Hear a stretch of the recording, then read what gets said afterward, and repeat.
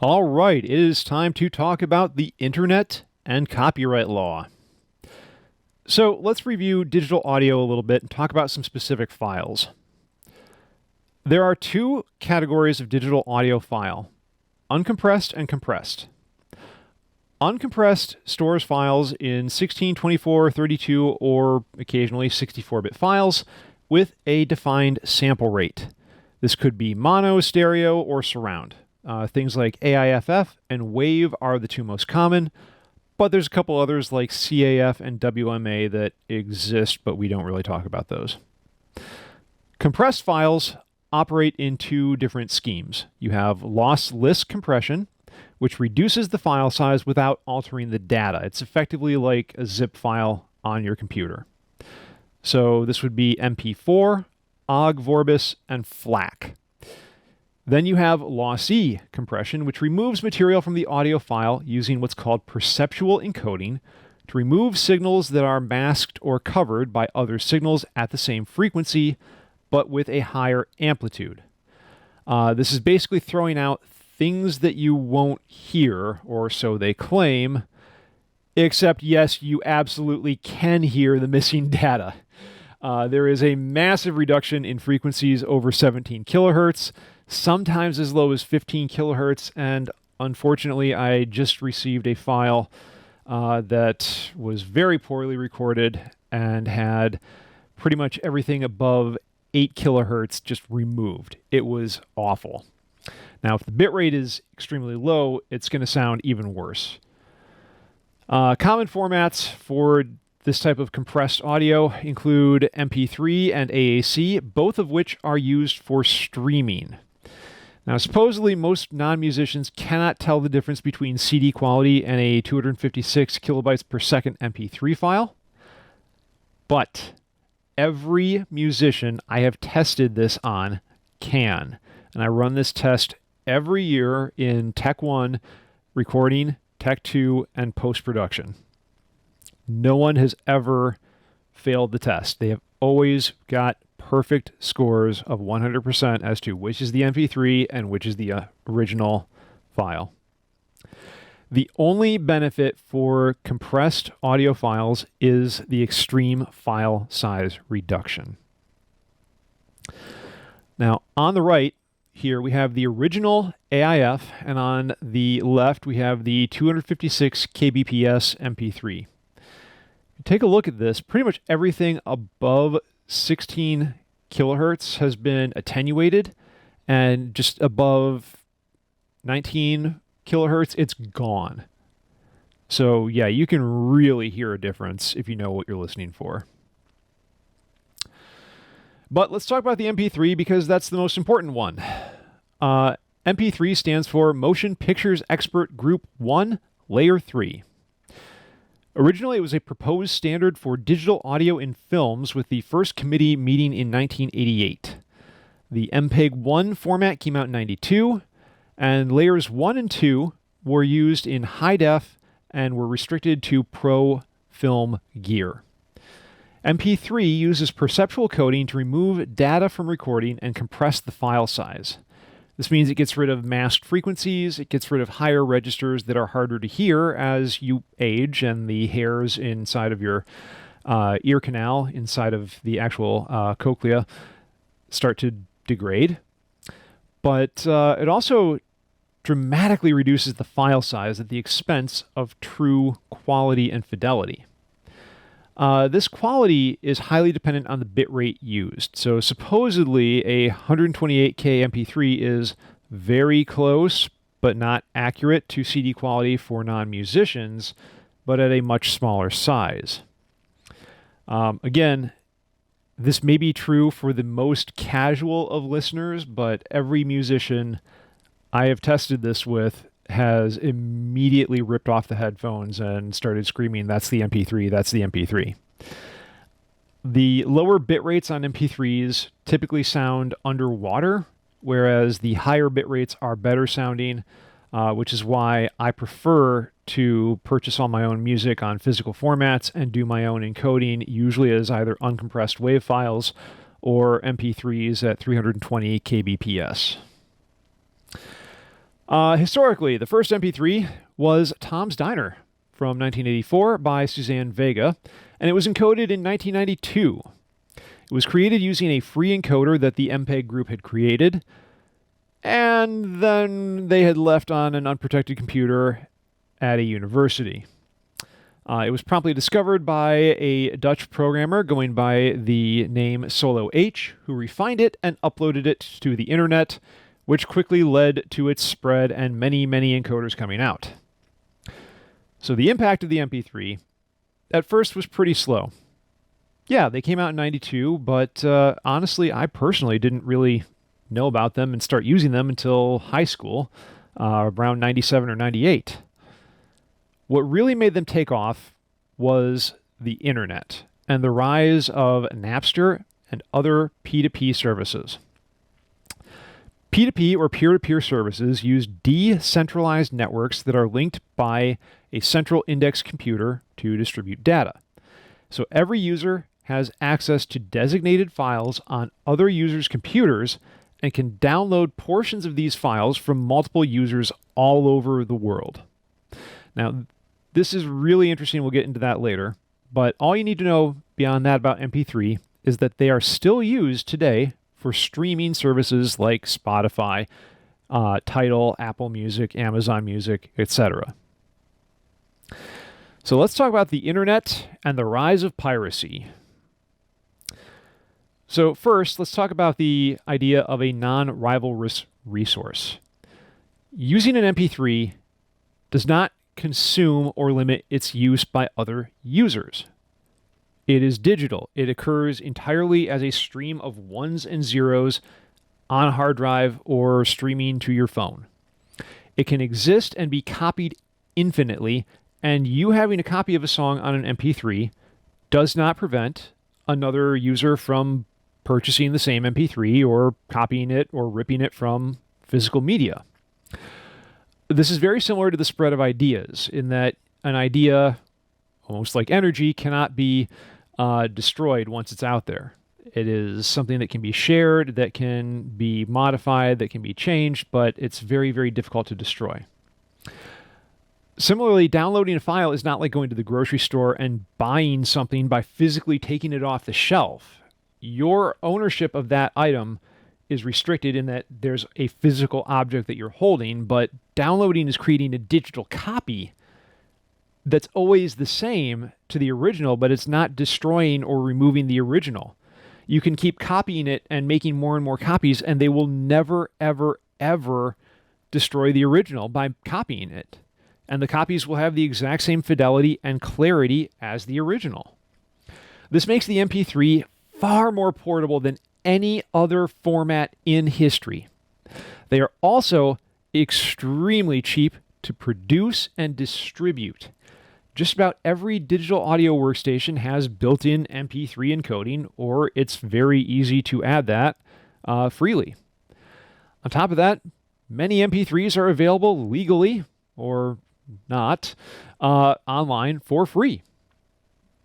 So, that brings us to DRM, or Digital Rights Management, which is an attempt by corporations to limit the spread of files without authorization, but generally has been a complete and utter failure and almost completely abandoned on music at this point, although you still see it in video games rather frequently. So why are digital files different from traditional recordings? They're non-rivalrous. Again, your owning an MP3 doesn't prevent me from owning another copy of the same MP3. They are endlessly reproducible, and they are extremely portable.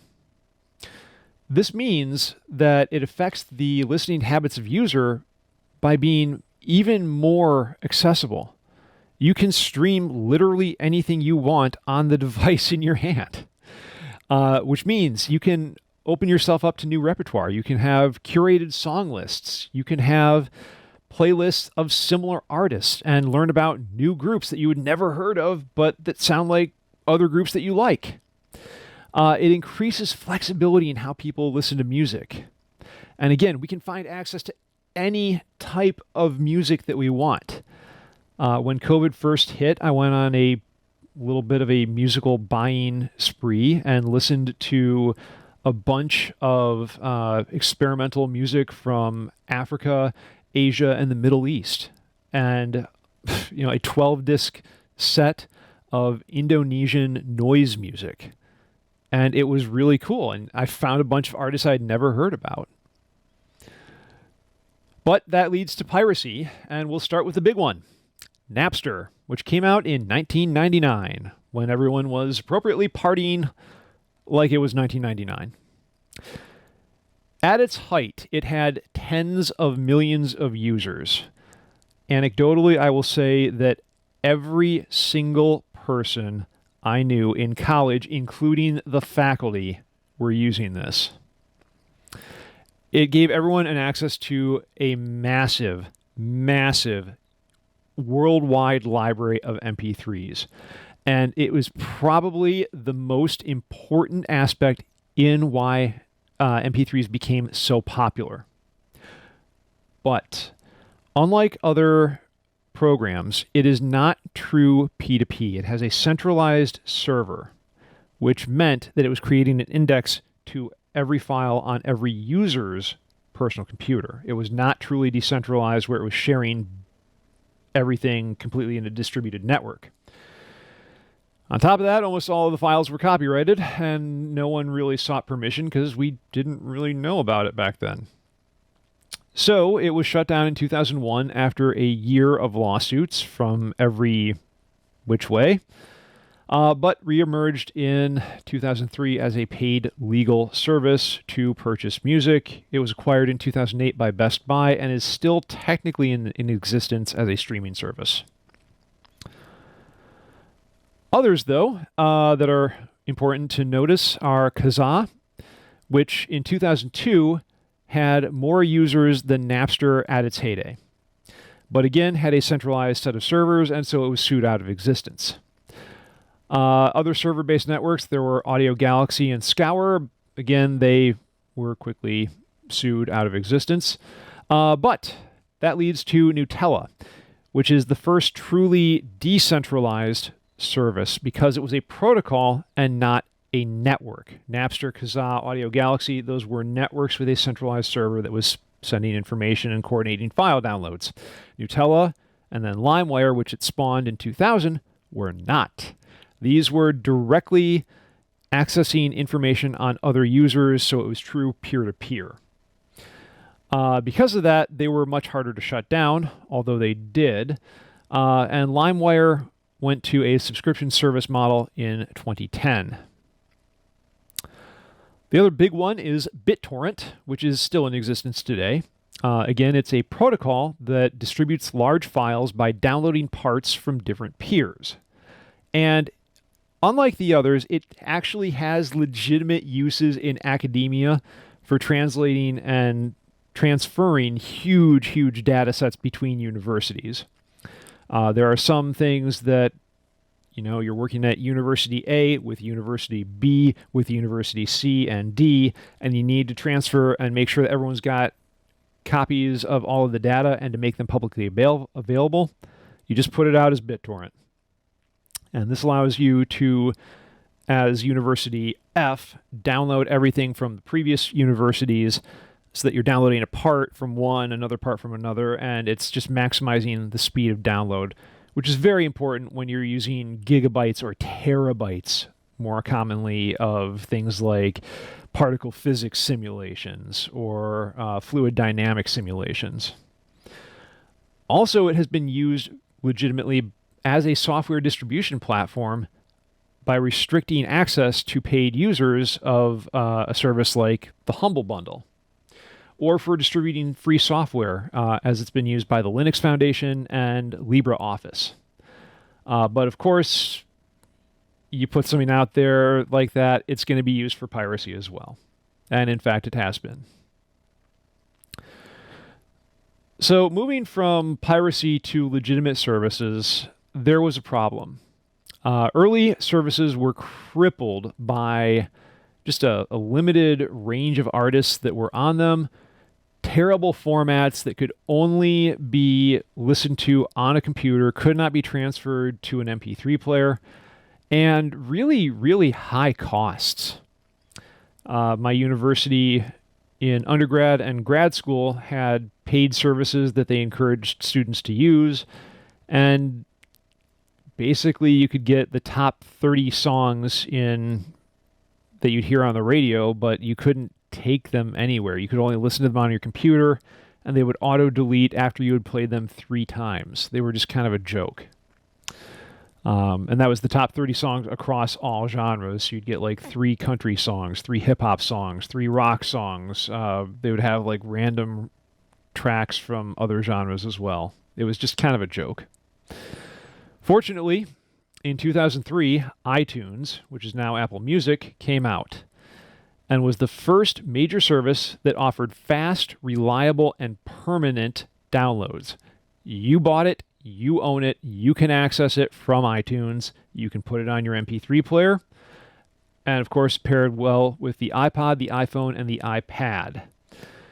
By 2009, it had dominated the market by selling 6 billion tracks.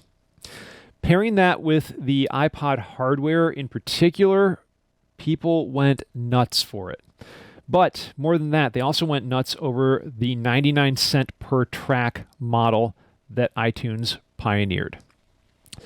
And this was a huge, huge thing because big criticism of CDs, especially in the 90s and early 2000s, was, why am I paying $13.99 for a CD of 12 songs when there are only 2 that I actually want to listen to on it and 10 filler tracks?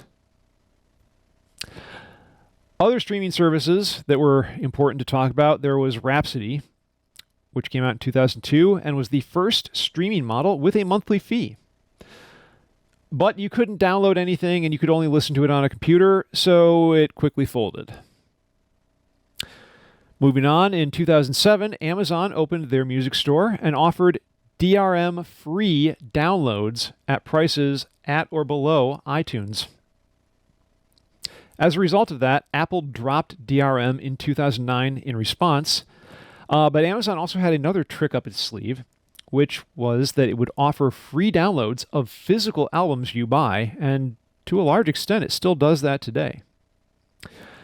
Moving on, you had Lala.com, which allowed streaming of entire tracks, not just previews. Because of that, it was quickly acquired by Apple in 2010 and became the basis of iTunes Music. Currently, we have things like Spotify, Tidal, Qobuz, Apple Music, YouTube Music, SoundCloud, and many, many more. Most are going to be MP3 or AAC based, but Tidal and Qobuz are high-res 24-bit uncompressed audio, which makes them really, really nice, if a bit more expensive.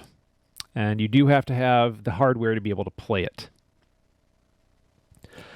So let's talk about the upsides and the downsides. As I mentioned, before the MP3 came out, many listeners hated having to buy an entire CD for one good song.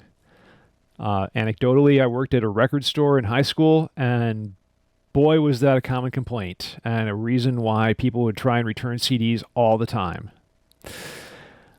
But there is a downside to this, which is that by not listening to the entire album, you may miss out on the artist's message, or, especially if the entire album is meant to be listened to as one whole.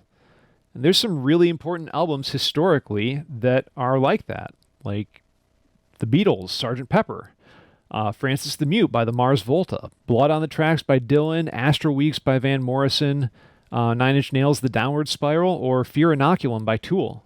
Those are album-oriented listening. You are supposed to listen to the entire album from start to finish as the group takes you on a musical journey and explores a concept all the way from the start to the end.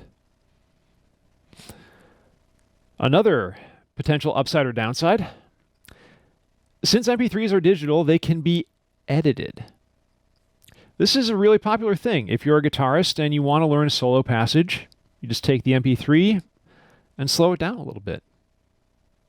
Makes it easier to play. You can also EQ digital files to suit your stereo or your playback device. Another big thing is the cost. There are a lot of free, whether legal or illegal, MP3s. And in fact, a lot of bands will put out free digital versions to get you to buy the entire album. Interestingly, this has led to some studies showing that downloaders actually buy more physical albums than people who don't download music, whether legally or illegally. Many still buy physical copies because they get things like album art and liner notes that you don't have on the digital version. Also, as a permanent backup, this is a big reason because in the early days of streaming and digital sales, if a service stopped working or went bankrupt, you lost your entire catalog that you had purchased through them. This kind of goes back to the tangibility of record collecting that we talked about at the very, very beginning of the semester. There are also social aspects that arose from file sharing and the internet. Many, many file sharing networks had communication protocols built in, so you could IM or have chat groups with people. And a lot of people started conversations and even friendships based on shared interests with other people, and kind of became online book clubs or online music clubs. So in this sense, file sharing is sharing. I'm saying this not to deflect from the criticism that it is stealing music, but in the sense that the name itself suggests generosity or selflessness and mutual concern for the members of the group.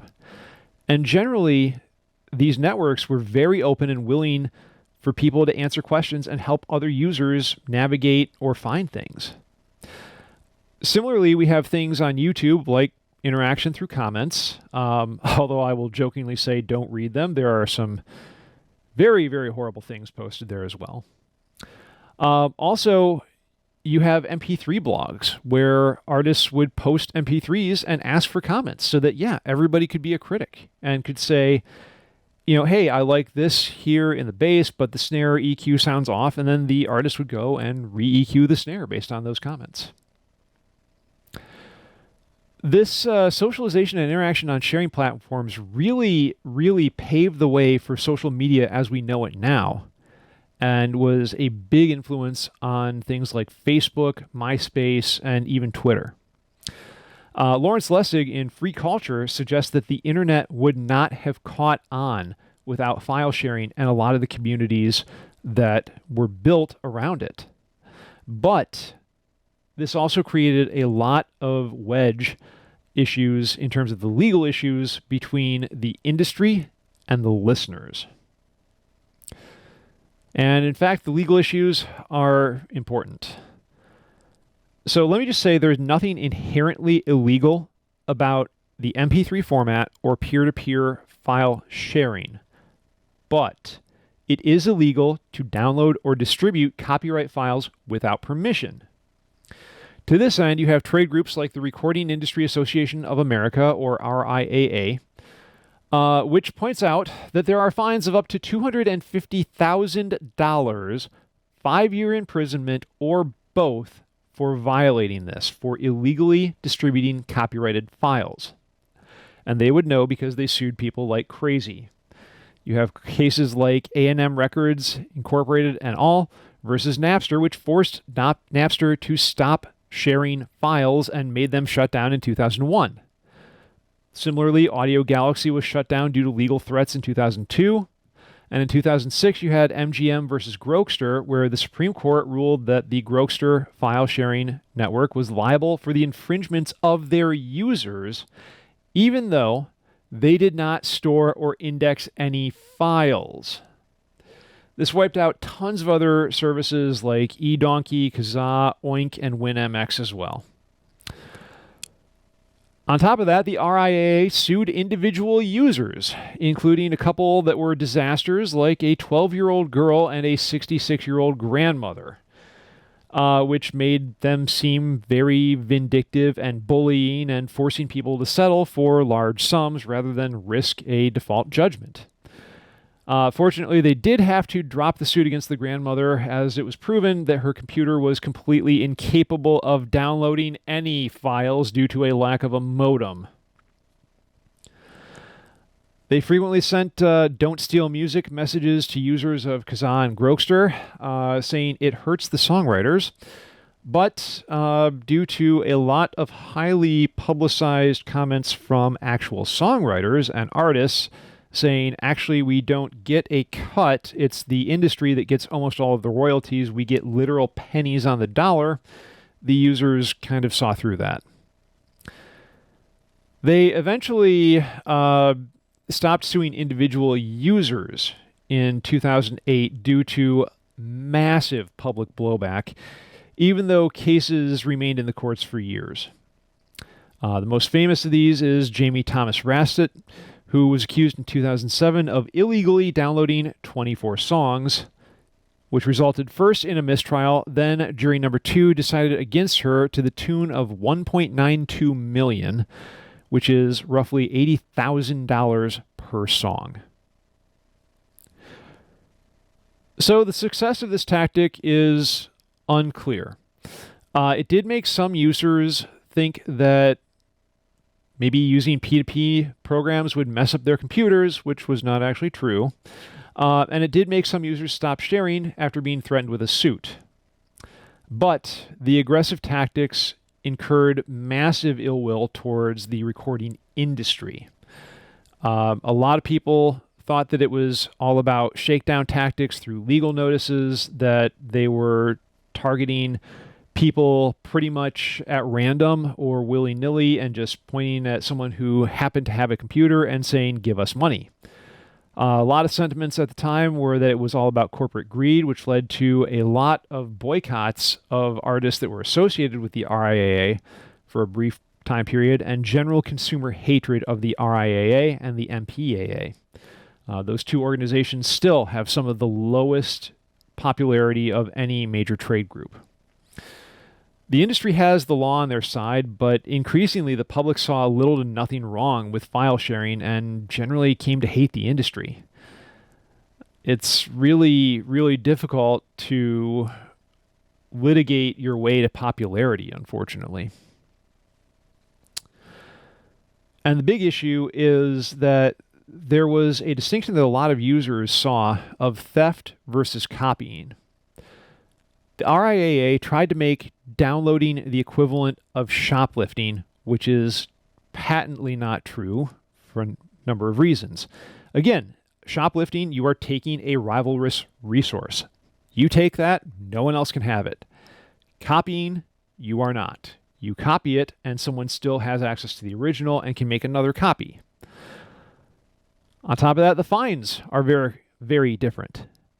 The fine for downloading is capped legally at $150,000 per song, while shoplifting an entire CD, the maximum fine you can get is $1,000. On top of that, the recording industry tried to say that you were stealing ideas by copying, but ideas, according to the U.S. copyright law, cannot be copyrighted. The issue was one of control, and a lot of people saw it that way, that the RIAA wanted total control of copyrighted works in any and all forms. They tried to say that if copyright is violated, it was hurting the artists, but most people were savvy enough to see that the artists didn't actually own the rights to their work anymore. They were owned by corporations. And that in the 20th and 21st century, copyright is about the rights of publishers first, authors second, and the public last. Originally in the U.S. Constitution, in Article 1, no less, copyright was established to create a balance between control and access.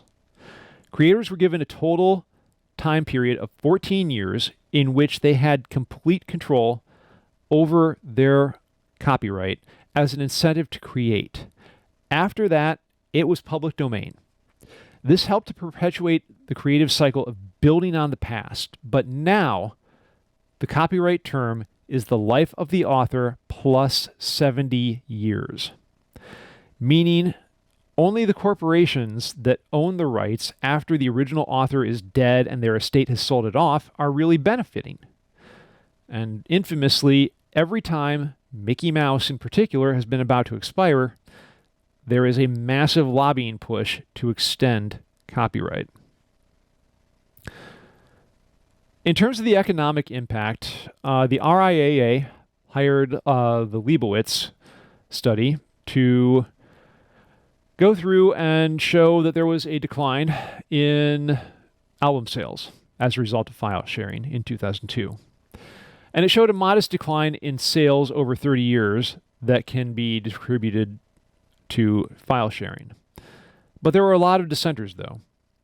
Economists Oberholzer, Guy, and Strumpf pointed out that downloads have an effect on sales that is statistically indistinguishable from zero, and infamously also pointed out that Leibowitz was financed by the RIAA. So what's the middle ground? You can reject the extremes at either end. File sharing has had a small effect, but the industry is suffering from a dead business model, really. Bad artists with way too much filler material on their albums, and higher costs that line corporate salaries, and an insistence on control that turns off users. And all of this is ripe for reform. The conclusions of the studies were that paid downloading would be more attractive if it were easy, fast, and reliable, and if files were plentiful, glitch-free, and non-expiring, and that consumers will still buy CDs or vinyl if they offer enhanced bonus features that cannot be digitally created. So where do we go from here? And where did we go? Well, the RIAA is still here and still clinging to very traditional business models. Legal changes that require copyright reform are very, very difficult. A reasonable goal would be to restore the balance between access and control and public and private interests with shorter copyright terms and expanded fair use for education.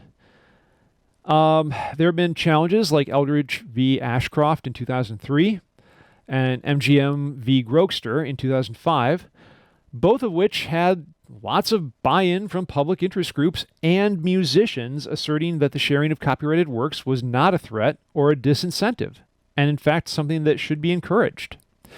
21 professors of both legal and musical studies signed on to a brief arguing for expanded fair use and user rights. Unfortunately, both of the cases were lost, even with massive public support for encouraging less restrictive copyrights. There are alternatives. There is Creative Commons, which is a nonprofit corporation started in 2001 by Lawrence Lessig and others that offers licenses that let the copyright holders specify exactly what rights they retain and what they give to the public. As an example, Nine Inch Nails' album Ghosts 1 through 4 allows anyone to share, distribute, and remix for non-commercial purposes with attribution. You still have to say, this is originally by Nine Inch Nails, but now it's by me. I did the remix. And you have to let other people use it for non-commercial purposes.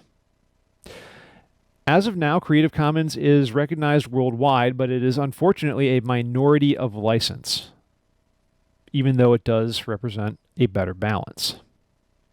In terms of the economics, how do you monetize digital music? You can do ad or subscription-based streaming. There were proposals to tax internet providers who would charge users a surcharge monthly and then let everybody just download everything they wanted.